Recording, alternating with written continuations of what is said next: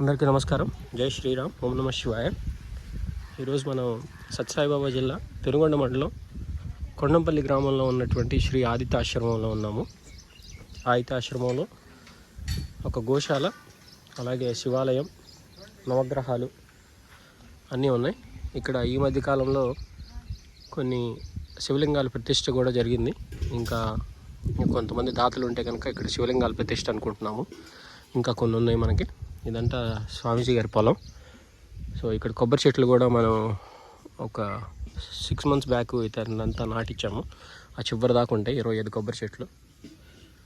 So ఇది మనం అనంతపురం నుంచి కియా ఫ్యాక్టరీకి వెళ్ళే దారిలో లోపలికి వస్తుంది ఈ రూట్.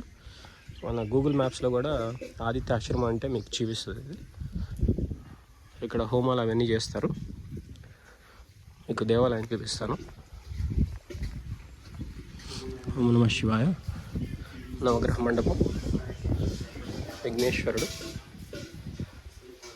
కార్తికేయ స్వామి, నందీశ్వర స్వామి, అమ్మవారు, శివుడు, ఆనపట్టం, పైన ధారాపాత్ర.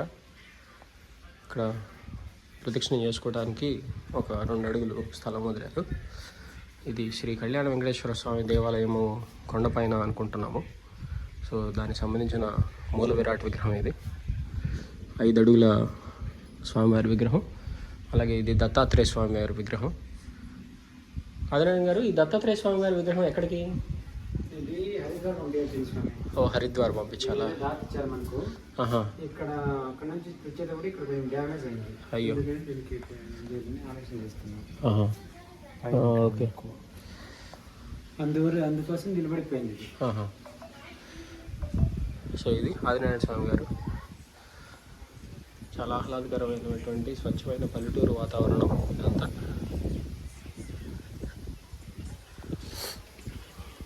గోశాల కూడా చూపిస్తాను.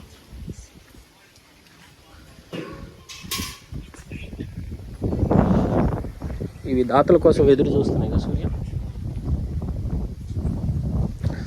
సో ఎవరన్నా మీ పేరు మీద శివలింగాన్ని ప్రతిష్ఠించాలనుకుంటే ఈ వీడియో కింద కామెంట్ చేసి మీ నెంబర్ ఇవ్వండి.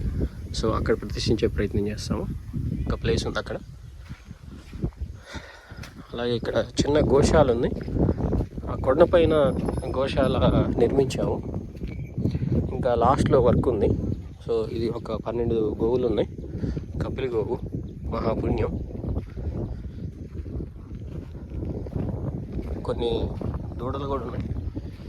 సో మీకు అక్కడ చివరిగా కనిపిస్తుంది ఆ కొండపైన శ్రీ కళ్యాణ వెంకటేశ్వర స్వామి వారి దేవాలయం. ఆ బ్లూ కలర్లో మీకు కనిపిస్తున్నది ఇది. ఇక్కడ బ్లూ కలర్లో ఉంది కదా, అది గోశాల, కొత్తగా నిర్మించిన గోశాల. అది కొంచెం లాస్ట్లో వర్క్ ఉంది. సో ఇది మన గోశాల.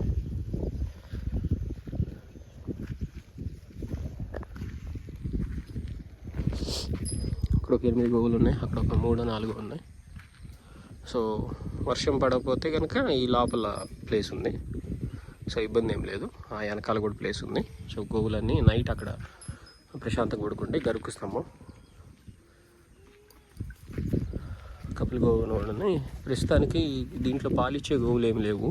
కొన్ని వట్టిపోయినాయి, కొన్ని ఏమో చిన్నవి. సో మేబీ ఒక 2-3 నెలలు అయిన తర్వాత కొన్ని గోవులు పాలిస్తాయి. ఇదండి, అది గోశాల కింద.